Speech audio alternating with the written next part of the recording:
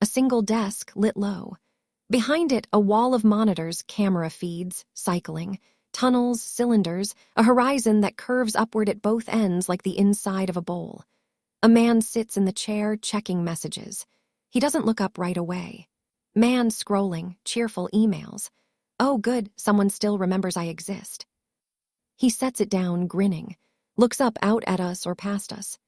Main asteroid belt. I'm inside a rock, and it is, hand to heart, the safest place I've ever lived. The rock does the shielding for free. Radiation's nominal in here. No engineering required, no maintenance. Out on the surface, sure, it's a mess, micrometeorites, hard radiation, no forgiveness. But in here, none of that touches you. Best real estate in the system, and nobody's even bidding on it yet. People ask how this started. It started with a distance problem. He stands, moves toward the monitors, the cameras, the robots. You can't run a project like this from Earth. Light lag alone kills it. You send a command, you wait. You watch it happen minutes later, you correct, you wait again. Try mining an asteroid belt that way. Try building anything that way. So quantum radio. He claps once, delighted, like he still can't quite believe it worked. Spooky action at a distance made useful. Point to point, instant, anywhere in the solar system. No lag, zero. The day that thing came online was the best day of my career. Suddenly we had real control, not delayed control, not eventually control. We were watching through the robot's own cameras, live, steering them like our hands were already out here. Genuinely one of the great mornings of my life. A monitor shows robots at work, cutting, hauling. That's how it started. Remote control. Robots hollowing out the rock, cutting the system's bays, and once the first machines were up, robots building robots. Fabrication lines making their own replacement parts, their own successors. We train them to mine ore, smelt it, refine it, store it. Chromium stainless steel, mostly. A steel mill out here in the dark, run by machines we never had to touch. He walks the length of the desk, gesturing at the feed as it changes, mining rigs, then a smelting floor, then rows of tanks. Water storage, fuel storage, a power plant, seed bank, all of it built before a single person set foot here. He stops. The monitor now shows the interior of a vast cylinder, green fields curving up and overhead into the sky. And then the real experiment, the habitat. Leaning in, proud, like he's showing off a magic trick. 2 cylinders, 500 feet across, spinning opposite each other so the torque cancels out. Clever bit that took a while to get right. 20 acres apiece. Mostly crops, a few buildings tucked off to the sides so they don't load the bearings unevenly. Light runs down the spindle at the center, and the spin does the rest, centripetal force standing in for gravity. That's the whole bet. Get that force right, and a person can live in it as long as they like and never lose a scrap of muscle or bone. Freefall can't touch you here. He grins, genuinely. I call it the Habitat Valley, because that's exactly what it looks like from the ground, a valley with 2 hills, curving up and away from you until they close clean over your head. Best part, walk far enough in any direction and you don't hit a wall. You just end up back where you started. Same spot. Every single time. I still laugh about that. Beat. Elevators run out to the ends, out to the hub, where the spin falls off and you go weightless again. That's where the fun engineering happens, docking, systems bays, all the parts of the build that don't want a floor. He sits back down, practically bouncing. So crops are in, the cylinder's stable, reads good, better than good. I came out here to test it myself, see if the valley holds up with an actual person living in it, not just instruments. And so far. A big grin. So far it's working. Here we are. He looks at the monitor, a readout, a number. 37.2 trillion cells in a human body. Rough count. 3 cells to a transistor, if you wanted to make that comparison. Call it 12.4 trillion transistors, give or take. Biggest chip anyone's built is something like 1.2, 1.3 trillion. He looks back at us, delighted. So you've got a ways to go yet. Tin Man, catch up. Lights hold on him a moment, then fade. End of opening scene. Scene 2. Same desk. The monitors have shifted, now showing the tunnel network, cut deep through the rock, long, ribbed corridors lit at intervals. The man is not sitting this time. He's standing at the edge of the light, looking into the feed like it's a window. Man bright, like he's been waiting to show someone this. People want to know what it's actually like in here, not the specs. The place. Come on, let me show you the good stuff. He gestures at the tunnel feed. These run everywhere. We didn't dig them so much as grow them. 3D printing mostly. A print head crawls the rock face, lays down structure as it goes, and behind it the tunnel's just finished. Walls, conduit, lighting rail, all in one pass. Faster than anything we could have done with drills and crews, and honestly, it's a little bit magic to watch. Beat grinning. The hands are the part that gets me every time. We've got robots printing robot hands now, down to the joints, the tendons, if you want to call them that. Cable and sleeve instead of muscle. Every generation a little finer than the last. You watch one come off the line, and it's already better than the one that built it. It's like watching a kid outgrow you in real time, except you invited it. He walks back toward the desk, sits, laces his fingers together on the desktop. An echo of the hands he just described. That's the process if you want the short version. Print the tool, use the tool to print a better tool, let it run. Best system I've ever built, bar none. A different feed catches his eye, water, moving, catching light strangely for somewhere with no sky. He brightens instantly. Oh, that's my favorite thing in this whole place, and it does absolutely nothing useful, which is exactly why I love it. He turns the monitor toward us, grinning like a kid. There's a channel that runs along the low side of the valley, irrigation mostly, feeding the crop rows. But the spin does something wonderful to it. Water doesn't just flow here, it climbs, a little, along the curve, because the floor itself is curving away underneath it the whole time. So naturally, we put a ball in it, just to see. Delighted, practically laughing. It runs the ball down the channel, and the channel runs it back up, and back down, and it never quite stops the way you'd expect water to stop. First families that get out here, I already know exactly what I'm doing, handing some kid a ball and pointing them straight at that channel. Going to be a whole thing. He turns back to the desk, still smiling, energy still up. Anyway, that's the process side of it. Tunnels, hands, water, building the place a piece at a time, letting each piece build the next. Doesn't get old. Lights narrow to the desk, then fade. End of scene 2. Scene 3. Tight desk shot. The frame pulls in close. Monitors now just aglow at the edges instead of the main event. On the desk, within reach, sit 2 objects that haven't appeared before. A book, worn, its cover a flat, stamped yellow, the kind of yellow that means warning before you've read a word of the title. And beside it, a camera. Boxy. Stripped down. No viewfinder to speak of, just a body built for a hand and a thick glove to find blind and get right the first time. The man picks up the book first, without looking at it, like his hand knows where it is better than his eyes do. Man turning it over, radiation manual. Standard issue, every crew gets one. Covers yellow on purpose, same yellow as the placards on the shielding, same yellow as the suit trim. So your hand finds the right book in the dark if it ever comes to that, which so far, knock on rock, it hasn't. He sets it down, doesn't open it, pats it once like an old friend. Haven't needed it. Told you already, the rock does the shielding for free, better than anything we could have engineered. But you keep the book anyway, because good habits are what keep good luck looking like good planning. He picks up the camera next, turns it over in his hands, clearly fond of it. This one I did need. Or my grandfather's stories needed it more like. He used to talk about the moon cameras. Apollo. Everybody assumes those were some big glass plate rig, view camera, dark cloth over your head, number medium format Hasselblads, stripped to nothing. No mirror, no viewfinder, you couldn't fit one in a suit like that anyway. So they just pointed with their whole body and trusted the training. Huge, simple controls, built so a hand in a thick glove couldn't miss. A real smile. This is the same idea. Not the same camera, obviously, but the same rule. Build it so it works blind, works cold, works the first time, every time, because there's no second trip to the shop out here. No extra parts to fail. Nothing on it that isn't earning its place. Beat. That's true of most things out here, actually. The habitat doesn't feel dangerous. Feels like a valley. Feels like weather that never turns.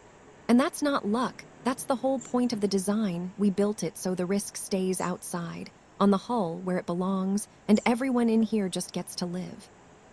He looks up past the desk, past us, proud at ease. This desk, though, this is where most of it actually happens, if you're wondering. Not the fields, not the tunnels here. A man at a desk, watching robots do the parts that would have killed a person a generation ago, reading reports on crops he didn't plant with his own hands, keeping a book he's never had to open. A real smile. Not exactly the hero shot you'd picture, but it's a good one. Nobody's out there swinging a pickaxe, breaking their back for this. It's a desk, a chair, and a rock full of quiet, capable machines doing exactly what they're told, and doing it well. He sets the book and the camera back in their places. Same spots, precisely, like they belong nowhere else. Anyway, that's the desk. That's the book, that's the camera. Between the three of us, that's most of what makes this whole thing work. He leans back, relaxed, hands behind his head. The monitors behind him keep their slow loop. Fields, tunnels, the water channel, around again. Lights hold on the desk a long moment, then fade to black. End of scene 3. Coda. Black. Then, the monitors flicker back on, glowing warm in the dark. No desk, no man, just the loop, humming along steadily on its own. Fields. Tunnels. The water channel, the ball still climbing and falling, tireless. Somewhere in it, faint but constant, the hum of a print head laying down another length of wall, one more piece of a place that's only going to get bigger. Man VO. Bright, energized, a voice looking forward, not back, so that's the start of it. A rock, a radio, a valley, a book I've never had to open, and a camera built the same way everything out here is built, no wasted parts, nothing that isn't earning its place. Beat. And it's working. Genuinely, actually working. Which means everything after this is the fun part, watching it grow, watching who shows up next, watching this valley fill in. A grin in his voice. Can't wait, honestly. The loop keeps turning, alive with motion. The light on the spindle eases down gently, the cylinder settling into a night it built for itself. Not an ending, just a pause before the next good day. Chapter 2. The first arrival. Scene 1. The desk again, but the light's different now, warmer, mid-morning by the spindle's clock. A soft chime sounds, unfamiliar, insistent. The man's head snaps up from whatever he was doing. He's on his feet before the second chime finishes. Man to himself, half laughing, disbelieving. That's not a systems alert. That's not a systems alert, that's. He's already moving to the monitor, hands almost fumbling with the controls. That's the docking chime. He gets the feed up. On the monitor, a ship, small, unfamiliar, drifting in against the black, running lights blinking a lazy, patient rhythm as it lines up with the hub. He stares at it a long moment, like he needs to confirm it isn't a glitch. Okay. He laughs, one real, startled bark of a laugh, and grabs for the comm panel. Man caught into the comm, trying to sound composed and failing entirely. This is hi. Hello. This is the habitat. This is you're seeing my board light up, I assume, because mine sure is. Go ahead. Voice VO, crackling faintly through the quantum radio, cheerful, a woman's voice habitat. This is Transport Fenimore, inbound, requesting a hub berth. We've got your beacon. Nice light show, by the way, that spindle's visible from further out than you'd think. Man, a real grin breaking through. Copy, Fenimore. Berth's yours, hub's clear.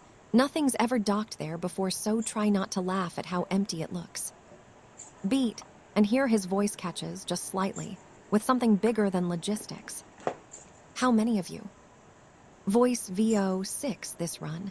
2 agronomists, a structural engineer, a doctor, and you're going to want this part, 1 kid. 7 years old. Been asking about the valley the whole trip. The man sits down hard, like his legs decided that on their own. He's grinning, and it's not a small grin. Man quiet to himself before keying the comm again. There's a ball. Tell the kid there's a ball. In the water channel. Tell them. He catches himself, laughs again. Back into the calm, warmer now, tell them welcome home. All of you. Bring her in slow, hubs ready, and Fenimore, thank you. Really. It's been just me and some very good robots out here for a long time. Voice VO, warm, a little teasing well. Not for much longer, Habitat. See you in 20 minutes. The comm clicks off. The man sits at the desk a moment, staring at the ship growing larger on the monitor, absolutely lit up with the fact of it. Behind him, faint on another feed, the water channel keeps running its ball up and down, patient, like it's been waiting for exactly this. Man to the empty room, grinning, almost giddy. 20 minutes. All right, let's go find that kid a ball. He's up, moving fast, energy pouring off him. Lights follow him out. End of scene 1. Scene 2. A different space entirely, the first time we've left the desk. The hub, where the elevators meet the spin. Bare walls, handholds everywhere, that particular hush of a space built for zero gravity. A hatch cycles open with a hiss and a clunk. Beyond it, 5 adults and 1 child drift through in a loose, careful line, wide-eyed, still getting their bearings. The man is waiting, braced against a handhold, grinning like he's forgotten how to do anything else. Man, a little too loud, overcompensating for nerves, welcome to the hub. Sorry, no gravity yet. That's a few decks down. Don't let go of anything until you've got the hang of drifting. And even then, mostly don't let go of anything. Doctor, laughing, pulling herself along a rail, feels exactly like The Sims. Every simulator lied to me about how much I'd want to throw up, though. Man, give it a minute. Everybody does the first time. Then you forget you ever felt weird about it. The child, small, drifting a little too enthusiastically, tethered loosely to one of the adults, spots the man and goes very still, staring. Child, are you the robot man? Man, crouching best he can in 0G, delighted by the question. I work with a lot of robots, yeah. I'm not one myself. Last I checked. Child, entirely serious. My mom said you built this whole place with robots. All of it. Is that true? Man, mostly true. I had help. A lot of help. But yeah, this whole valley, the tunnels, all of it, mostly robots, with me telling them what to do and occasionally getting in their way. The kid considers this with total seriousness, then brightens. Child, is there really a ball that never stops? Man, grinning, delighted someone finally asked, there is. First thing, once we're planet-side, well, Valicide, whatever the word is. First thing, I'm taking you straight there. The engineer, practical, already scanning the structure with a professional eye, cuts in gently. Engineer before the tour, bearings on the counter-rotation. You said in the brief they were holding steady. Man, turning, happy to talk shop, steady and then some. Better numbers than the Sims ever predicted, honestly. I'll walk you through the readouts the second we're down. You're going to like what you see. One of the AGRONOMISDS has drifted toward a viewport that looks down the length of the hub toward the valley floor far below. Green, curved, impossibly present. Agronomist, quiet odd, that's actually down there. That's real. Man coming to stand beside her, looking down at it too, like he still can't quite believe it either, 20 acres aside. Crops are in, growing well past what the models promised. You're going to have a lot of very healthy dirt to work with. Beat, and something in his voice loosens, gets simpler, more honest. I've been talking to that valley alone for a long time. Kind of nice, having someone else to point it out to. The doctor claps him lightly on the shoulder, kind. Doctor, well, get used to it. We brought 5 more ships worth of people behind us. The man's face does something between laughing and just about tearing up. He covers it by turning briskly toward the elevator. Man, bright. Moving right. Down we go then, gravity, dirt, and 1 very patient ball in that order. The group follows him, drifting, laughing, the child tumbling ahead eagerly toward the elevator. Lights follow them down. End of scene 2. Scene 3. Full gravity now, real weight, real footsteps. The valley floor stretching up and away on both sides into green. Sunlight, or the near enough imitation of it, runs the length of the spindle overhead. The water channel cuts along the low ground, bright, moving with that faint uphill lean the spin gives it. The man and the child arrive at a run, the kid clearly leading. The man laughing, a little out of breath, delighted to be outrun. Child skidding to a stop at the edge of the channel, starring it's really climbing. It's actually climbing. Man catching up, grinning, told you. Water doesn't know it's not supposed to do that. The whole floor's curving away under it, so as far as the water's concerned, it's just going downhill. Forever. In every direction. He crouches, picks a smooth, stone-sized ball out of a little wooden box tucked beside the channel. Clearly kept there for exactly this. Man can't go on. Right in the middle, gentle toss and watch. The child takes the ball with both hands, solemn as a ceremony, and drops it in. It rides the current down the channel, slows, climbs back the way it came, slows again, turns back, patient, tireless, exactly as promised. Child watching it, delighted, a little stunned, it's not stopping. Man, nope. Child, when does it stop? Man, sitting down properly on the grass now, in no hurry at all, never really does, on its own. Eventually somebody'll fish it out for dinner or a storm'll come through the vents and knock it off course. But left alone, it'll do that all day. Did it all day, every day, for a long time before you got here, just me and that ball, having the same conversation over and over. The child sits down hard next to him, still watching the ball, unable to look away. Child, that's the best thing I've ever seen. Man quiet, and meaning it more than the moment probably shows, yeah. Mine too, honestly. Glad somebody else finally gets to see it. A beat.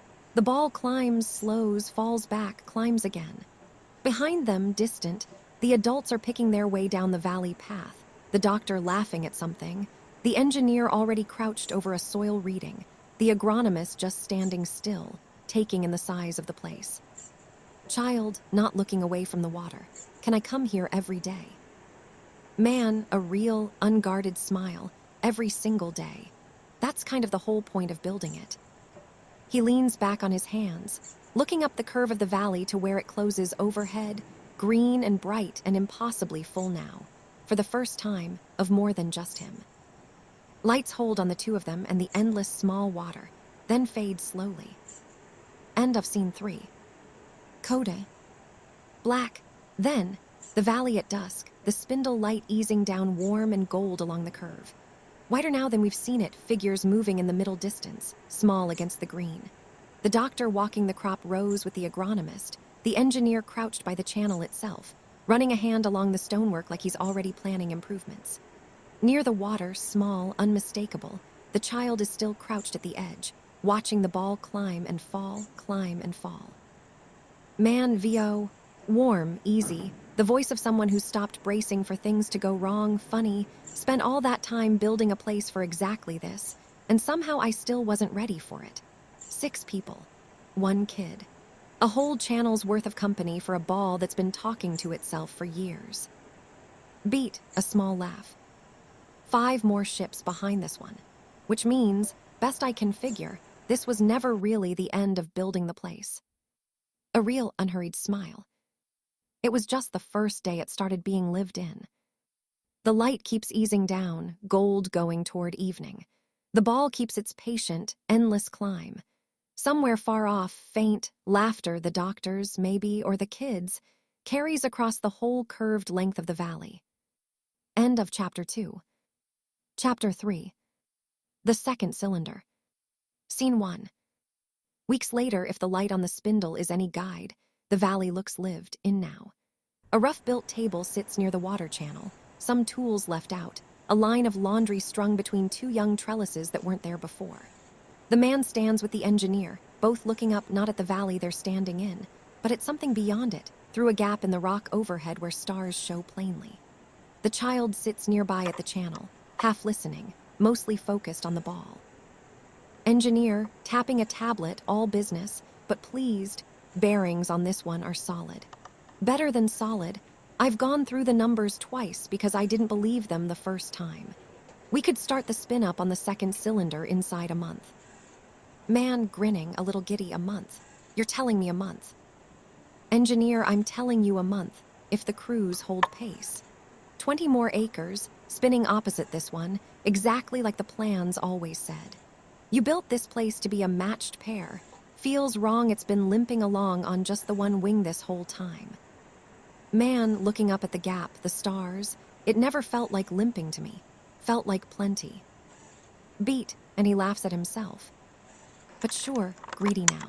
20 more acres does sound very good.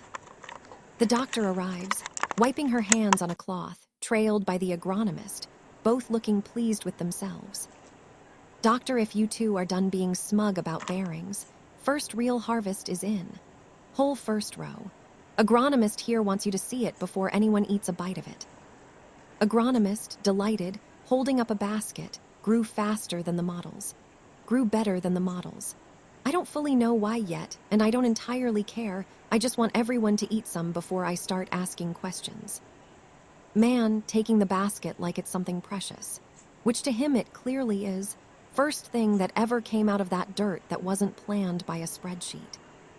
He looks around at all of them, the engineer, the doctor, the agronomist, the kid still crouched at the water, and something in his face just settles, easy and full. Man, can't, all right. Table by the channel, everybody right now. First harvest doesn't wait for a schedule. Child perking up instantly. Can the ball come too?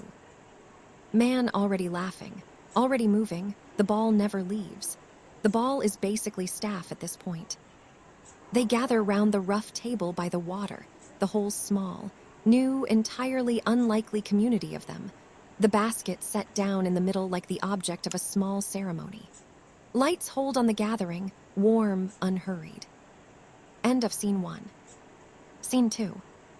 The hub again, but crowded now, more people than we've seen yet.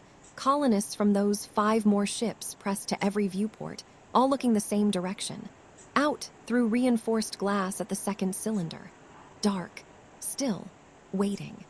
The man and the engineer float at the main control station, side by side, both trying very hard to look calmer than they are. Engineer, hands steady on the panel, voice not quite as steady, all systems green. Bearings primed, countermass balanced, first stage thrusters standing by. This is the part where I stop checking numbers and just trust the numbers. Man grinning, nervous energy barely contained, trust the numbers. Very brave of you. Engineer, a look, half glare, half grin on your mark. Oh, great original tenant of this rock. Man taking a breath, and then, warmly to the whole crowd more than to her. This one's not really mine to call. Built the first cylinder alone. This one's everybody's. He looks around at the crowded hub, faces pressed to glass. The child near the front, nose flat against the viewport. The doctor with a hand resting light on the kid's shoulder. Man can't, raising his voice, easy, inviting, somebody else do the honors. Anybody who wants it. A beat of surprised silence. Then the child's hand shoots straight up, absolutely certain. Child me, obviously me. Laughter ripples through the hub. The man grins, waves the kid forward. The engineer shifts aside to make room at the panel, guides small hands to the activation control. Engineer, gentle, steady, right here. Big green one, whenever you're ready. Child deadly serious, savoring the moment. 3, 2, 1. The kid presses it. For a long beat, nothing. Then, far off through the glass, a low groan of machinery waking up, and the second cylinder begins, almost imperceptibly, to turn. A ragged cheer breaks out across the hub, people cheering, clapping each other's shoulders, someone laughing too loud, the doctor openly wiping her eyes. Man shouting over the noise, delighted, half laughing, there it goes. There it goes, 20 more acres, everybody. Spinning up as we speak. The second cylinder turns, slow and certain, catching the spindle light along its length for the first time. The child stares at it, transfixed, hand still resting on the panel like it might need convincing to keep going. Child quiet, odd I did that. Man crouching by the kid, grinning, full of it, you did that. First thing you'll ever build out here, and it's a whole second world.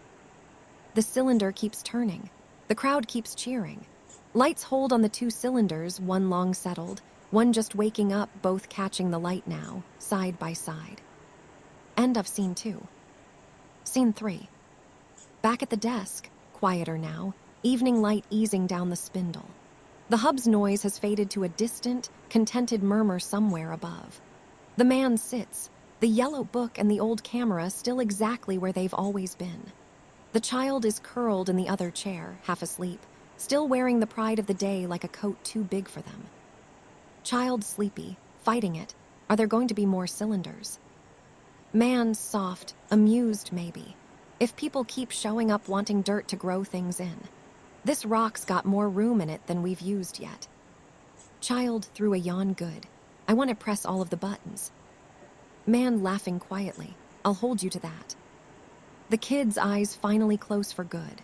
The man sits a moment, doesn't move, just lets the quiet settle, the whole day catching up with him at once. He glances at the camera on the desk, picks it up, turns it over once, sets it down gently, like he's filing the day away somewhere safe. Man quiet, to no one or to the room, or to whoever might someday ask how this all started. Built it so it'd work blind, work cold, work the first time. Beat, a small satisfied smile. Turns out it also just works. Good, all of it. Better than I let myself hope for. He reaches over, gently pulls a blanket up over the sleeping kid without quite thinking about it. An easy, practiced gesture. Behind him, faint on a monitor, the two cylinders keep turning, opposite and matched, both green, both alive. Lights hold on the desk, the book, the camera, the sleeping kid, the man watching over all of it, then fade slowly. End of scene 3. Coda. Wide black. Then, the whole asteroid seen from outside for the first time in the whole story, a dark, irregular rock and cut into it, glowing faint and gold through the rock seams, two cylinders turning in patient, opposite rhythm. Small lights move around it, transport ships in dock and in approach more than we've seen before. Man VO. Easy, unhurried, a voice completely at peace. Started with a rock and a radio and a stubborn idea that distance didn't have to mean alone. Beat. Now it's a rock, a radio, two valleys, more people than I can properly introduce anymore, and one kid who's already planning to run the whole operation someday. A warm laugh. Wouldn't change a single wasted part free, over-engineered, over-hopeful piece of it. The rock turns slowly against the stars, the two gold seams of light steady, unhurried, wholly alive. End of Chapter 3. Chapter 4. Word from Earth. Scene 1. The desk, but rearranged now. A second chair pulled up permanent looking beside the man's. A child's drawing taped to the edge of a monitor. A lopsided cylinder. A stick figure. A very enthusiastic balls. The quantum radio unit itself sits more prominent than we've seen it. A steady, patient light pulsing on its housing. It chimes different from the docking chime, older, more formal. The man looks at it, surprised. Man, to the engineer, who's nearby doing something to a wall panel. That's the Earth line. That's, nobody's hailed the Earth line in months. Engineer, not looking up, amused. Maybe they finally found something worth saying. He opens it. A voice comes through, older, warm, a little formal in the way of someone reading carefully from notes, but clearly moved by them anyway. Director VO. Through the radio, warm static under the words habitat, this is mission control, Earth relay. Is this, am I speaking with the original system's operator, the one who went out alone? Man sitting up straighter, oddly nervous, that's me. Still me, though I've got a lot of company these days. Director VO, a real laugh, delighted, so we've heard. We've heard quite a bit, actually. Your engineer's reports, the harvest data, a pause, like he's smiling. The extensive documentation on a ball that won't stop moving. That last one made the rounds here more than the crop yields did, if I'm honest. Man laughing, a little disbelieving, the ball made the rounds. On Earth. Director VO, everywhere. People are, I don't think you understand what this looks like from here. We sent one person out to see if a rock could hold a life. And it didn't just hold one, it's holding 100 now, headed for 1,000. Cylinders spinning, crops that outperform every model we ran, and children born under a light that isn't even the sun. Beat, and his voice thickens slightly. Director VO, Kant the applications, since your last transmission, We've had more people volunteer for the next transport than we have ships to carry them. Thousands, all wanting a piece of what you built. The man sits very still, taking that in. The engineer has stopped what she was doing, listening too, quiet. Man, quiet, genuinely moved.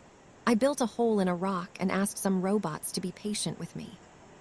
Director VO, warm, you built proof. That's a different thing entirely. Proof that the distance was never the real problem, that once you solve for it, people will fill any space you give them and fill it well.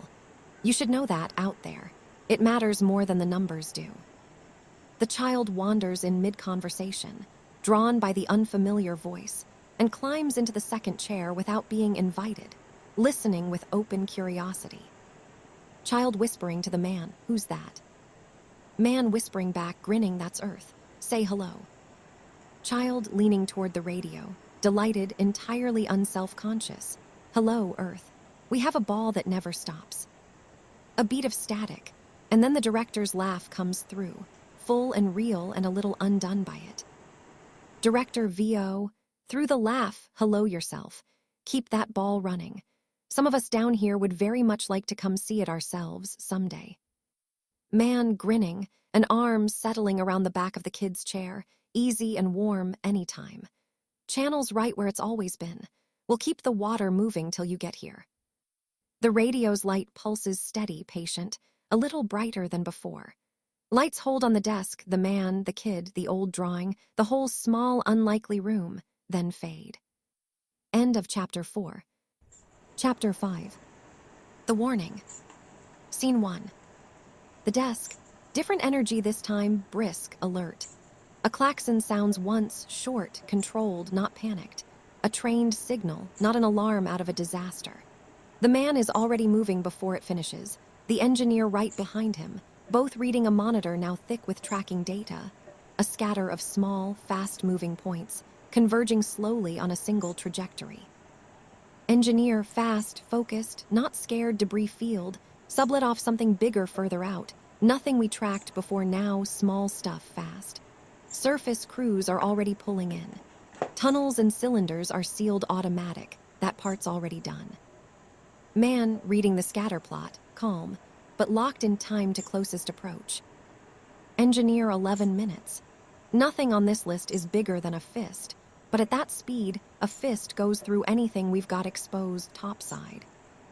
Man nodding, already keying the comm, then nobody's exposed topside. Everybody in.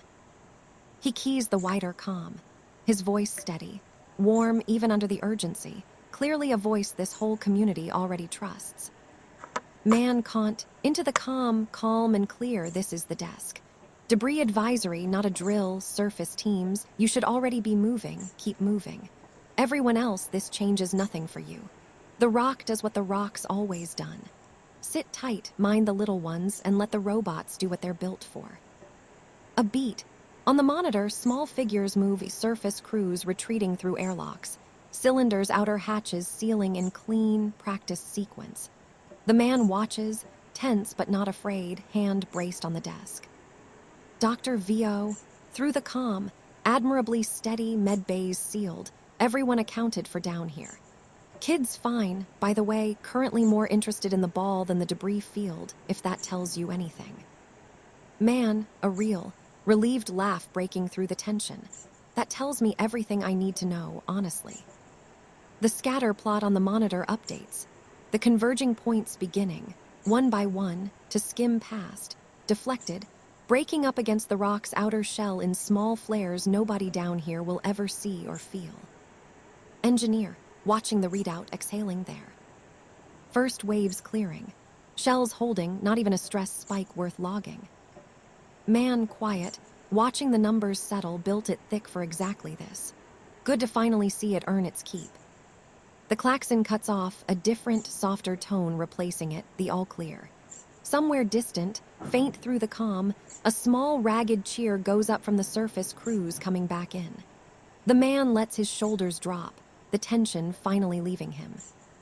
Man caught, into the comm, warm, a little worn, entirely proud, all clear, everybody. Rock held. It always was going to, but good work, all of you, moving fast and moving smart. That's the whole reason none of this ever had to be scary.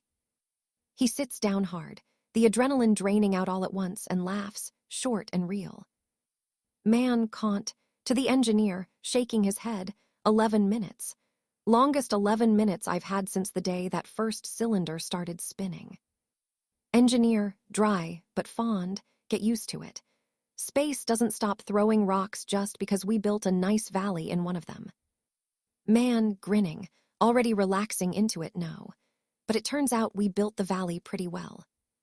He looks to the monitor, the debris scattered harmlessly now, the 2 cylinders turning on, untouched, patient as ever. Lights hold on the desk, the settling calm, then fade. End of Chapter 5. Chapter 6. Born in the Valley. Scene 1. Night cycle, the spindle light dimmed low and gold. The desk sits empty, first time we've seen it that way in a while. Down the hall, urgent but controlled footsteps. The man half runs into a small medical bay, still pulling a jacket on, clearly woken from sleep. The doctor is there, calm, competent, mid-task. The engineer hovers by the door, unusually useless, wringing her hands. Man breathless, someone said, is it happening? Right now. Doctor not looking up, entirely steady right now. Agronomist's doing fine, everyone's doing fine, and you can stop looking like you're the one in labor. Man laughing, nervous, delighted, sorry. Sorry, it's just this is the actual thing. This is the whole reason He stops himself, overwhelmed, and just watches from the doorway instead.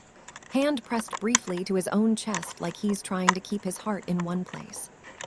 Engineer quiet to him, both of them just watching now. You realize what this is, don't you?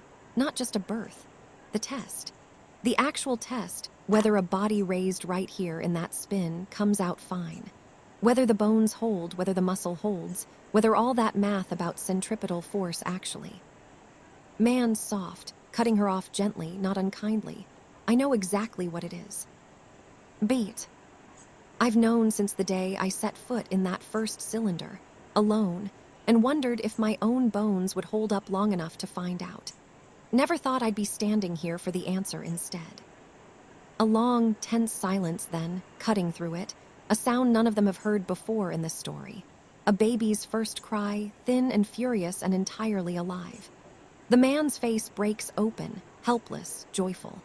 The engineer grips his arm without seeming to notice she's doing it. Doctor voice thick but professional, checking readouts even as she smiles, heart rate strong. Reflexes are strong. Bone density scans cued, but just looking at her, she's not just fine. Beat, and she looks up at the man directly now, something enormous in the moment. Dr. Kant, she's exactly what the models hoped for. Better. The man doesn't say anything for a moment, just stands in the doorway, one hand still pressed to his chest, eyes bright. The child appears at his side without anyone noticing when, pajama-clad, hair a mess, drawn by the noise, tugging at his sleeve. Child whispering, odd, is that a baby? A whole new one. Man crouching down, voice thick, delighted, a whole new one. Born right here, first one ever. Child, considering this with total seriousness. Does she get to see the ball too? Man laughing, wiping his eyes without quite hiding it. The second she can walk, I promise you, straight to the channel. Whole tour, same as you got. He straightens, looks through to where the agronomist holds her daughter, exhausted and radiant, the doctor quietly finishing her checks. The whole small room glows warm under the low night light. Man can't. Quiet, mostly to himself, full, started this whole thing wondering if a person could live out here without falling apart. Beat, watching the baby. Guess we've got our answer. In the best possible way a person could ever get one. Lights hold on the small, crowded room, the exhausted mother, the new baby, the doctor, the engineer, the kid, the man, all of them gathered around the very first proof the whole project ever needed. Then fade, slow and warm. End of Chapter 6. Chapter 7. The Next Rock. Scene 1. Days later. The valley in full daylight, the water channel running its endless ball, the crop rows thick and green. A small crowd has gathered near the channel, the whole cast we know, plus new faces, a real community now. The agronomist stands with her baby wrapped at the center of it. The man stands near, holding a small, worn object, the yellow radiation book, oddly, tucked under one arm. Agronomist, to the gathered crowd, warm, a little emotional, first one born in the valley deserves a name that means something out here. Not an earth name, a here name. She looks to the man. Agronomist, Kant, you started all this talking to a radio in the dark, hoping something would answer. Seems fair the first kid born under that light gets a name that remembers it. Man, surprised, moved, setting the book down carefully on the channel's edge. That's a lot of credit for a man who mostly just told robots what to do. Doctor, dry, fond, take the credit. You've earned it. Now give the kid a name before she starts asking for one herself. The man considers a long moment, looking down at the baby, then out at the valley, the 2 cylinders, the crops, the water, the whole unlikely, thriving thing. Man, quiet, careful, meaning every word radia, for the rock that kept her safe before she ever took a breath. A soft murmur of approval through the crowd. The agronomist smiles, holds the baby a little closer. The child, now visibly a little taller than when we first met them, pipes up from near the water. Child can Radia have a ball too, when she's big enough. Man, laughing, warm, whole channels got room for 2. Just then, the engineer hurries up from the direction of the hub, a tablet in hand, breathless with news rather than alarm. Engineer, sorry, didn't want to interrupt, but this can't wait. Transmission just came in. Earth relay. Man, alert, curious. Good transmission or nervous transmission. Engineer, grinning, unable to hold it in good. Very good. They're green-lighting a second site. New asteroid, different belt cluster, same blueprint, cylinders, quantum relay, all of it. First crew launches within the year. A ripple of astonishment and delight through the crowd. The man goes very still, processing it. Man, quiet, almost disbelieving, they're building another one. Engineer, they're building another one. And she glances at her tablet, then back up, careful, offering rather than pushing.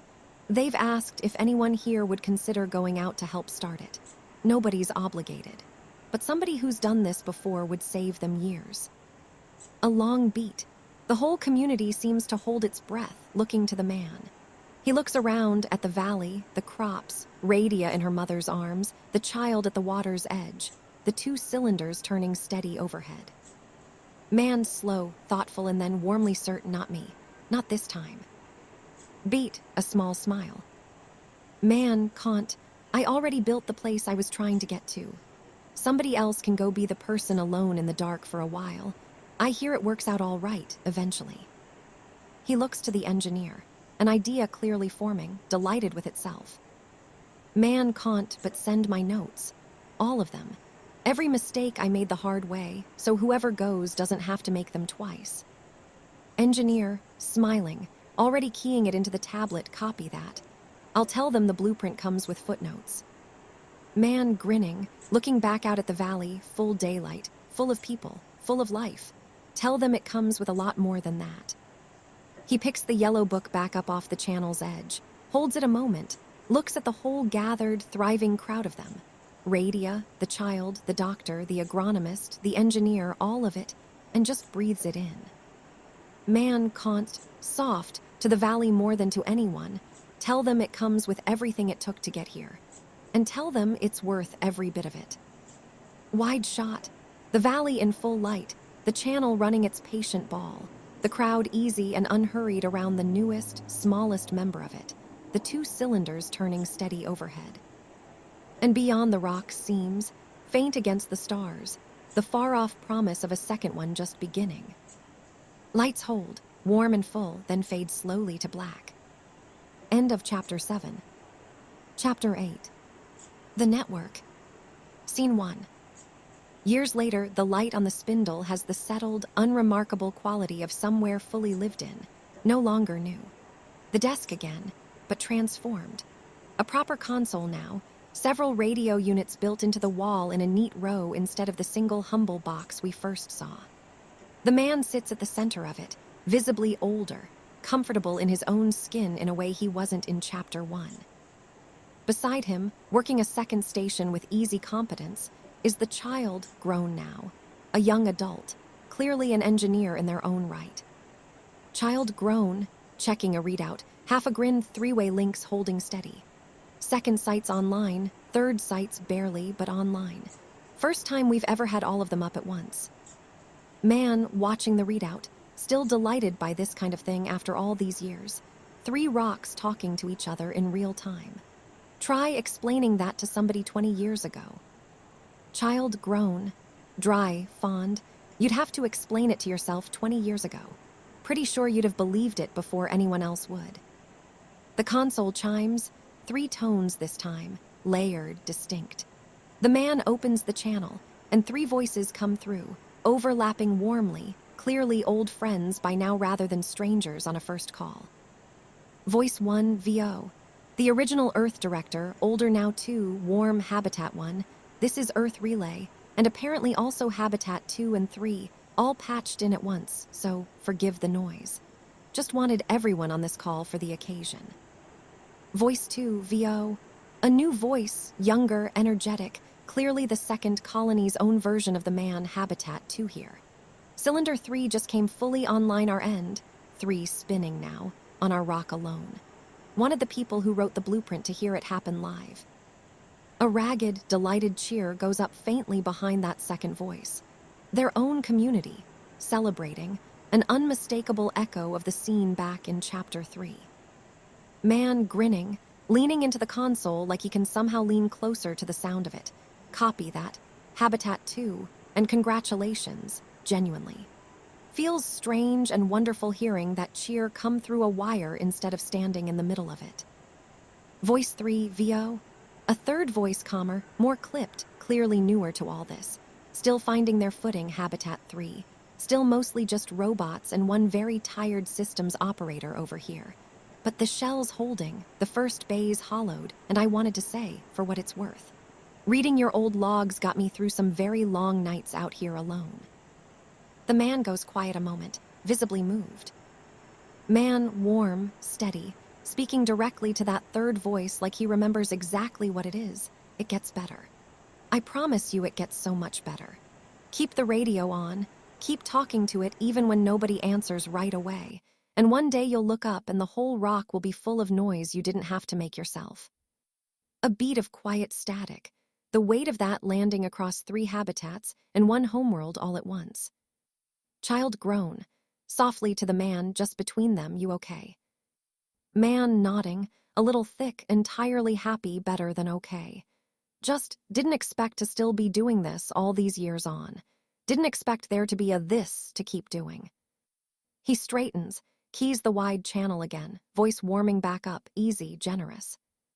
Man can't, into the comm, to all 3 sites at once, all right, since we're all here. Habitat 3, first thing, the second your gravity's stable enough to hold a bucket of water.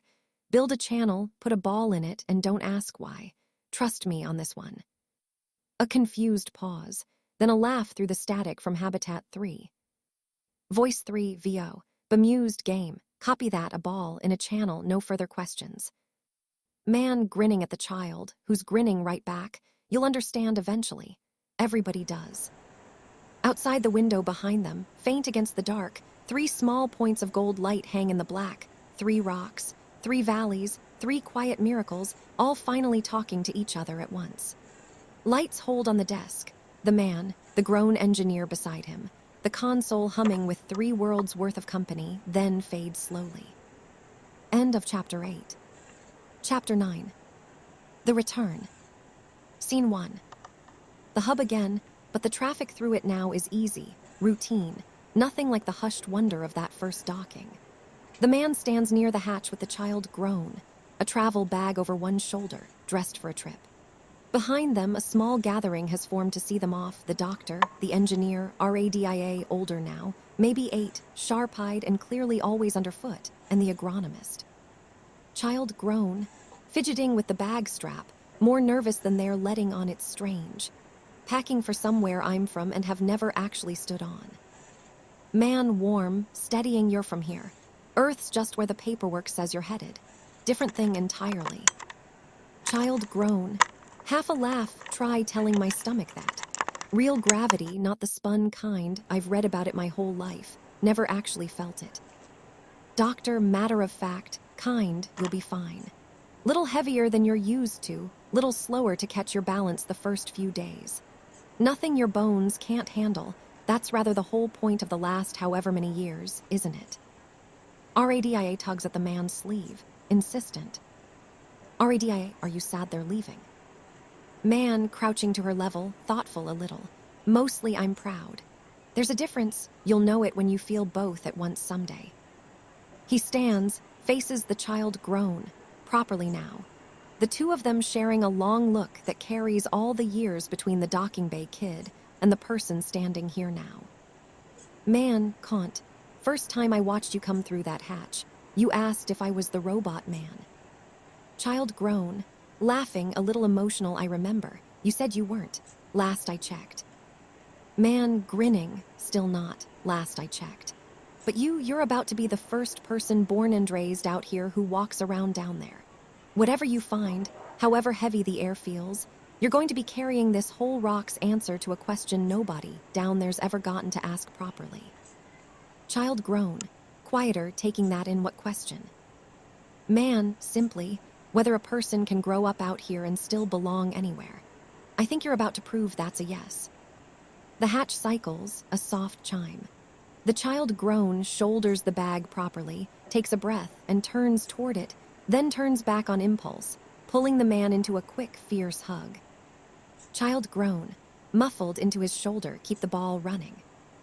Man laughing, holding on a second longer than either of them probably planned, always. Go on. Whole planet's waiting, and it doesn't know yet how lucky it's about to get. The child grown steps through the hatch, waves once, and is gone. The small crowd lingers a moment, watching the sealed hatch, then begins to disperse. The doctor and agronomist already talking about something else entirely. RADIA tugging at the engineer's sleeve, wanting to know when they can go to the channel. The man stays a beat longer than the rest, looking at the hatch, then turns and heads back toward the desk, unhurried, at peace. End of Scene 1. Scene 2. The desk, some hours later, quiet, the console's steady lights the only real activity. The man sits with the old camera in hand, turning it over idly, waiting. The console chimes, the particular tone reserved for the quantum line. He opens it fast, eager. Child grown, VO. Through the radio, breathless, laughing, unmistakably emotional, I'm down. I'm actually down, feet on actual earth, and I have never in my life felt anything as strange and as heavy and as green. It's green everywhere, not 20 acres of it. Everywhere as far as I can see, no curve to it at all, just flat and green and going on forever. Man grinning, delighted, leaning into the console, no curve. Yeah, takes some getting used to from what I remember. Child grown, VO. A startled laugh, there's wind. Actual wind, not vents, it just happens out of nowhere, and nobody down here even reacts to it, like it's nothing. Beat, and her voice catches, thick with something bigger than the weather. Child grown, VO. Kant, and there's a whole crowd of people here to meet me. Reporters, some kids from a school, a couple of the engineers who worked the blueprint from this side. All of them wanting to shake my hand like I did something, when really I just grew up somewhere far away and showed up. Man soft, sure, that is the something, don't undersell it. Your proof, same as I told you. Let them shake your hand. A pause, comfortable, easy, an ocean and a great deal of empty space between them, and none of it mattering at all. Child grown, VO. Quieter now, more her own voice than the excited one, it's beautiful here. It really is. Beat. But I already missed the valley. Man warm, unbothered, entirely certain good. That means you built a home instead of just a launch point. The valley'll be right here, exactly where you left it, whenever you're ready to come back to it. Child grown, VO. A smile audible in her voice, keep the ball running till then. Man grinning, setting the old camera down gently on the desk beside the yellow book always. Go see your planet. We'll be here. The line holds a beat longer, comfortable static, distance measured now in light and love rather than loneliness. Lights hold on the desk, the book, the camera, the man, the whole valley humming quietly on beyond him, then fade slowly. End of Chapter 9. Chapter 10. 10 years in the valley. Scene 1. The valley, transformed by scale and time, more buildings now tucked along the edges, more crop rows, a second water channel running parallel to the first, a small crowd bigger than anything we've seen, gathered near the original channel for what's clearly a planned occasion. Banners strung between trellises, tables heavy with food, string lights catching the spindle glow. The man stands near the original channel, older, easy in himself, watching it all with quiet wonder. Radia, now a young teenager, sits at the water's edge, still occasionally nudging the ball along out of pure habit. The doctor, engineer, and agronomist are scattered through the crowd, older, comfortable, clearly at home. Engineer sidling up to the man, grinning, gesturing at the whole scene, 10 years. You do the math on that lately. 10 years since it was just you, a radio, and a very patient set of robots. Man shaking his head, amazed, I try not to. Numbers like that make my knees hurt just thinking about them. A soft commotion near the hub entrance, the hatch cycling, a small crowd of arrivals coming through. Among them, unmistakable even after all this time, the child grown, older still, and beside her, a distinguished older man in earth-cut travel clothes, moving carefully, clearly unused to the gravity, the director in person for the first time in the whole story. Man caught, stunned, delighted that's actually him. He actually came. The man crosses to them fast, all decorum abandoned, and takes the director's offered hand in both of his. Director, a little breathless from the walk, grinning ear to ear, 10 years of hearing your voice through a wire, and I finally decided that wasn't good enough anymore. Wanted to shake the hand that started all this while I've still got the legs to make the trip. Man laughing, overcome, you're standing in it. Actually standing in it. Director looking around, genuinely awed, turning slowly to take in the full curve of the valley. I've seen the footage 100 times. Doesn't prepare you. None of it prepares you for standing in a green valley that curves up over your own head like the sky decided to hug you. Radia approaches, curious, bold as ever. Radia, are you the Earth voice? From the radio? Director, crouching, delighted by the directness, I am. And you must be the famous Radia. I've heard an enormous amount about a ball that won't stop moving, and I understand you're something of an authority on the subject. Radia, entirely serious, taking his hand and tugging, come on. I'll show you. It's the best thing here. The director, laughing, lets himself be led off toward the channel by an insistent 13-year-old, the crowd parting fondly to let them through. The child grown watches them go, smiling, then turns to the man. Child grown, warm, a little teary, told him the whole way out here he wouldn't be ready for it. He wasn't. Man pulling her into a real hug. Good to have you home, even if it's just visiting. Child grown, quiet, honest, it's never just visiting. This is home. Earth's Earth something else. Somewhere I belong to now, which I didn't expect. But this is home. They stand together a moment, looking out at the whole gathered, thriving crowd of it. The tables, the banners, the second channel. The director crouched by the water letting Radia explain the physics of it with enormous authority. The doctor, an engineer, and agronomist somewhere in the mass of people. All of it lit gold under the spindle's long afternoon light. Man quiet, full, almost disbelieving, 10 years. A rock, a radio, a valley, and somehow all of this. Child grown, smiling, you say that like you're surprised. You built it to hold exactly this. You just didn't let yourself believe it'd actually work all the way through. Man, a real unguarded laugh, no. No, I don't think I did. Beat, watching the crowd, the light, the whole improbable thriving valley of it. Man, Kant, glad I was wrong about that. He raises a glass someone's pressed into his hand at some point without him noticing, and the gesture ripples outward. The engineer, the doctor, the agronomist, the director still crouched by the water, all of them lifting something in turn, a loose, unrehearsed, entirely genuine toast rolling through the whole gathered valley. Man, Kant, Loud now, easy, joyful, to the whole crowd, to the rock. And the radio. And every single person who showed up and made a home out of both. A ragged, warm cheer rises up across the valley. The whole 10 years of it folded into one long, unhurried moment. Wide shot, pulling back and back. The crowd, the channel, the crops, the two great cylinders turning steady overhead. And far beyond the rock seams, faint against the stars, the small gold lights of two more worlds doing exactly the same thing, somewhere else, right now. Lights hold, full and warm, then fade slowly to black. End of Chapter 10. Chapter 11. The Council. Scene 1. The desk, quieter than the anniversary crowd. Just the man, the engineer, and the doctor. Some paperwork spread between them. The man looks tired in a way that isn't sickness, just years. Doctor gently, direct. You've been running every decision through this desk for 10 years. Debris calls, harvest schedules, who gets which bunk. That's not sustainable, and you know it better than I do. Man, half a smile, half resigned, started as one man and some robots. Guess I never updated the org chart. Engineer, pushing a tablet toward him, so update it. A council, you, me, the doctor, agronomist, a couple of the newer heads. Spread the weight around.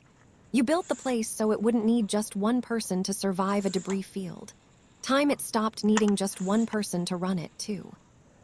The man looks at the tablet a long moment, a proposed roster. His own name listed once among several, not at the top. Man quiet, something easing in him, feels strange, seeing my name in a list instead of at a desk by itself. Doctor warm, feels like the whole point, actually. Man signing it, decisive, almost relieved, then let's make it official. First act of the council. Somebody else takes debris watch overnight shifts. My knees have earned a full night's sleep. Laughter, lights fade. End of Chapter 11. Chapter 12. The Wedding. Scene 1. The valley, dressed for celebration again, this time flowers woven through the trellises, the whole community gathered by the water channel. The child grown, returned for good this time, stands at the channel's edge in simple, valley-made clothes, radiant, waiting. Beside her, a partner we haven't met, an engineer's apprentice from Habitat 2, arrived on the last transport. The man stands to the side, officiating, the yellow book incongruously tucked under one arm out of pure habit. Man warm, a little choked up, clearly having practiced this and still not composed. 10 years ago, I stood right here explaining to a kid why water climbs uphill. Never once imagined I'd be standing in the same spot, marrying that same kid to somebody who traveled a whole belt cluster to reach her. Apprentice, grinning, nervous, happy, heard about the ball before I ever heard about her, if I'm honest. Figured any place that builds something that joyfully useless was worth the trip. Child grown, laughing, eyes wet, charming, marry me anyway. The man closes the book he's not reading from, sets it down by the channel's edge, the same spot it's always occupied, and spreads his hands to the gathered crowd. Man by whatever authority a man with a desk and a very patient set of robots can claim, I now pronounce you exactly what you already were to each other. Go on. Kiss her before Radia starts narrating. Our ADIA, now clearly a young adult somewhere in the crowd, calls out something teasing we don't quite catch. Laughter rises. The couple kisses. The ball, unbothered, keeps climbing and falling in the channel beside them. Lights hold. Warm, then fade. End of Chapter 12. Chapter 13. Born and Sent. Scene 1. The hub, a departure this time unlike any before, not colonists arriving from Earth, but a small crew of young valley-born adults, none older than 25, boarding a transport of their own. Our ADIA is among them, a pack over her shoulder, engineering tools clipped to her belt. The man and the child, grown, visibly pregnant now, stand together seeing them off. Our ADIA, fierce, proud, a little nervous, first crew to a new site that's entirely valley-born. Nobody on this ship has ever set foot on Earth. Feels strange, being the experienced ones for once. Man grinning, hands on her shoulders, feels exactly like it should. You're not going out to prove a body can survive out here anymore. That answer's settled. You're going out to prove the idea travels. That it's not just me and a radio anymore. It's you now, all of you. RADIA, steadying herself, determined. Keep the ball running till I'm back to check on it. Man laughing, embracing her every single day. Same as always. Go build your own valley, and when you get there, put a ball in the channel first thing. Trust me. RADIA boards. The hatch cycles. The man and child groan, stand watching, her hand resting on her own belly, his arm around her shoulders. Child groan. Quiet, watching the hatch seal funny. Feels like watching myself leave all those years ago. Man, soft. Feels like watching the whole thing finally stand up on its own. Lights hold on the sealed hatch, then fade. End of chapter 13. Chapter 14. The fifth light. Scene 1. The desk, night cycle, the console now a full wall of steady, patient lights, one for each site. A fifth light blinks on for the first time, faint, new. The man, visibly older still, sits before it with the child groan, her child now a toddler asleep against her shoulder. Child groan, watching the new light that's Radia's, first transmission from the new site. The man opens the channel. Radia's voice comes through, younger than the director's ever was, rougher around the edges, unmistakably proud. RADIA VO, through static, breathless, delighted, this is Habitat 5 first light. Shells holding first bays hollowed and a laugh, channels already dug. Ball goes in the second we've got water moving. Wanted you to be the first to know. Man voice thick, entirely undone, delighted copy that Habitat 5. Ball first. Always ball first. You did good, Radia. You did so much better than good. RADIA VO. Soft, proud, learned from the best. Keep our channel running till I'm home to see it again. The line holds, warm static, 5 lights now steady on the wall. The man looks at them a long moment, 5 small proofs of an idea that started with just him and a rock, and reaches over to squeeze the sleeping toddler's small foot, gentle, full. Lights fade slowly on the wall of 5. End of chapter 14. Chapter 15. Man in chair. Scene 1. Full circle, the desk, the chair, the man, old now, silver-haired, still sharp-eyed. It's early in the valley's cycle, quiet. He sits exactly as we first found him, checking messages. Man to himself, the exact echo of the very first line of this whole story, but warmer now, amused by the rhyme of it, emails. Let's see. He scrolls, smiles at something. The desk around him is thick with the years. The yellow book, worn soft at the corners now. The old camera, still in its place. A child's drawing, faded, still taped to a monitor's edge. 5 small, steady lights on the console wall. RADIA's child, a small kid now, maybe 6. The newest generation wanders in, climbs uninvited into the second chair, exactly as generations before her have. RADIA's child, with total ancient seriousness, grandpa. Tell me how it started. Man setting the tablet down, settling in, delighted by the request, the whole shape of the story visibly gathering in him one more time. Well, let's see. Beat, warm, unhurried. I was inside a rock, main asteroid belt. He looks to her, grinning, and gestures out at the valley beyond the desk.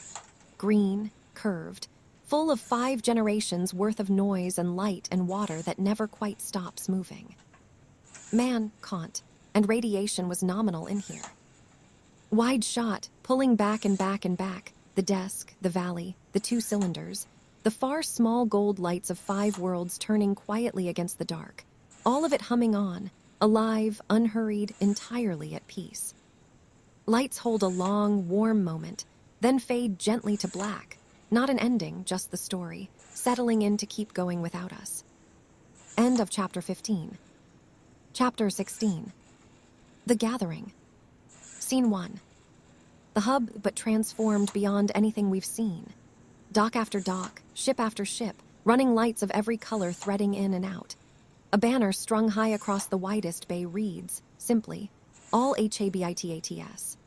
The man, properly old now but moving with an easy, contented energy, stands near the largest viewport with the child grown beside him, watching the traffic. Child groan, counting under her breath, then giving up, laughing. I stopped trying to count the ships an hour ago. Every sight sent someone, every single one. Man shaking his head, still faintly disbelieving after all these years. First time all 5 will ever be in the same room. Same rock, technically. Same everything. A hatch cycles. Through it comes a small crowd. Among them, a woman with Radia's exact bearing but a decade older, a man with the second colony's easy grin, and a handful of others, all clearly leaders of their own small worlds now. RADIA breaks from the group first, crossing the distance fast, and pulls the man into a fierce hug. RADIA, laughing, emotional, told you I'd bring the whole operation to see the original channels someday. Didn't think it'd take building a second one of my own to get here. Man holding on, delighted, worth the wait. Look at you. Look at all of this. He gestures at the crowd, dozens now, filling the hub, greeting each other. Some meeting fellow habitat builders for the first time in person, after years of only ever being a voice through the quantum line. RADIA turning, gesturing at the woman and man who arrived with her. This is Imogen, runs engineering on Habitat 3 now. And Dov from 2, you've talked to him 100 times, never actually shaken his hand. DOV, grinning, extending a hand, man who built the blueprint. Feels strange, finally getting to say that to your actual face instead of a speaker. Man shaking it warmly. Feels strange being called that by someone who built a whole world off 6 pages of notes and a stubborn hunch. You did the hard part. I just went first. The child groan, touches his arm, nodding toward the valley elevator. Child groan, they're setting up down at the channel. Whole thing. Every site sent seeds from their own valley, apparently going to plant a row from each one, side by side, right along the original water. Man visibly moved. 5 valleys worth of dirt, all in one row. Beat, and he laughs, wiping at his eyes without much shame about it. Man can't. Radio started this whole thing because I didn't want anyone doing this alone. Never once let myself imagine it'd end up looking like. He gestures at the crowded, joyful hub. This. RADIA, gently. It didn't end up anywhere, old man. It's still going. The man laughs, nods, lets that land. The whole crowd begins moving toward the elevators, voices overlapping, warm and unhurried. 5 worlds worth of people about to stand together in one valley for the first time. Man calling out to the whole moving crowd, grinning, arms wide. Well, come on then. Channels this way. And somebody go find a ball for every single one of you, because I promise you, you're going to want to see this. Lights hold on the crowd pouring toward the elevators, laughter and light spilling through the hub, then fade slowly. End of Chapter 16. Chapter 17. 5 rows. Scene 1. The valley, fuller than we have ever seen it, the whole crowd from the hub spread along the water channel, kneeling in loose lines, hands in the dirt. 5 small burlap sacks sit open at intervals along the bank, each labeled in a different hand. Habitat 1, 2, 3, 4, 5. The man kneels at the first sack, the original soil, RADIA beside him at the 5th. IMOGEN, laughing, brushing dirt off her hands, calling down the line. Whoever labeled Habitat 3's seeds in my handwriting is a liar. I did not write that neatly. Someone recopied it. DOV, from further down, grinning, guilty. Figured history shouldn't have to squint. Laughter ripples down the line. The man presses a seed into the dirt at the channel's edge, careful, unhurried, then sits back on his heels, watching the whole scene, 5 colonies worth of hands working the same short stretch of ground. Man quiet to Radia, working beside him, 5 kinds of dirt. 5 kinds of light they grew under, all going into the same row. RADIA not looking up, focused, content, same row, same water. Different sky, though. Every one of us built our own light system a little different. You'll see it in a few weeks. This row's going to grow up looking like nowhere else in the system. Not quite any one valley, all of them at once. Man smiling, turning that over, didn't plan for that. RADIA grinning, echoing him. Neither did you plan for any of the rest of it. Worked out anyway. Down the line, the child-grown toddler, now a determined small child, is enthusiastically overwatering one entire section, to the mild alarm of an agronomist from Habitat 4 trying gently to redirect the hose. Laughter rises again. The man watches it all, then looks to the water channel itself, the ball still running its old patient course, entirely unbothered by the crowd. Man standing, brushing off his knees, raising his voice to carry down the whole line, everybody, before we lose the light. Look at what we're kneeling in front of. The crowd quiets turns. He gestures at the channel. Man, can't, that ball's been running that same water since before most of you were old enough to walk. Longer than some of your habitats have existed. Whole reason it still runs is it never had anywhere it needed to stop. Beat, looking out at all of them. 5 worlds worth of hands still dark with dirt, kneeling together along one small stretch of water. Man, can't, feels like the right way to think about today. Nobody here's finishing anything. We're just planting the next stretch of a thing that was never going to stop on its own anyway. A quiet murmur of agreement, warm, the crowd settling back to the work, hands returning to the dirt. Seeds going in row by row, 5 valleys worth of soil folding slowly into one. Wide shot, pulling back over the whole scene. The channel, the crowd, the ball still climbing and falling. The 2 original cylinders turning steady overhead. And far beyond the rock seams, 5 small gold lights holding patient in the dark, all of them, for once, gathered in the very same place. Lights hold, long and warm, then fade gently to black. End of Chapter 17. Chapter 18. The Quiet Shift. Scene 1. Some time later, the gathering's traffic has thinned. Most ships departed, the hub back to its usual easy rhythm. The desk, evening light low and gold. The man sits alone for the first time in a while, not because anyone's left him that way, but because everyone else is elsewhere, living their own piece of the day. The yellow book and the old camera sit where they always have. He's not working, just sitting, a cup of something warm in his hands, looking out at the valley through the monitors. The engineer, older now too, her hair mostly silver, leans in the doorway, watching him a moment before he notices her. Engineer, you're doing the thing where you sit very still and think enormous thoughts. I can always tell. Man, half a laugh, not denying it, caught. Just watching it get quiet again after all that noise. Good noise, but quiet's got its own kind of good to it too. She crosses, sits in the second chair, the one that's held a whole line of people over the years, and looks out at the same feed he's watching. Engineer, gently, you know it doesn't need you at this desk every evening anymore. Hasn't for years, if we're honest. Council runs it. Radio runs a whole rock of her own. Kid runs Habitat 2's tightest bearings in the belt. Man, nodding, unbothered, easy, I know. Doesn't mean I don't like sitting here anyway. Some habits outlive their reason and get to stay purely because they're good ones. Beat, and he turns the cup slowly in his hands. Man, can't, started out here because a desk was the only tool I had. Stayed because somewhere along the way it stopped being a control room and started being, I don't know, a kitchen table. The place everybody ends up, one way or another, even after they don't strictly need to. Engineer, smiling. That's a nicer way of putting it than I refuse to retire. Man, laughing. Genuinely, that's also true. Both things can be true. A comfortable silence. On the monitor, faint, small figures move through the valley below, RADIA's toddler chasing something through the crop rows. The doctor walking with the agronomist, ordinary evening motion. Nothing dramatic, everything simply, quietly alive. Engineer, watching it with him. Strange thing to say after 18 chapters of a life, but I think this might be my favorite part. Not the arrivals, not the launches, not the anniversaries. Just this. Everybody somewhere doing something small and fine, and none of it needing us to watch it happen for it to be real. Man, quiet, considering that, then smiling, yeah. I think you might be right.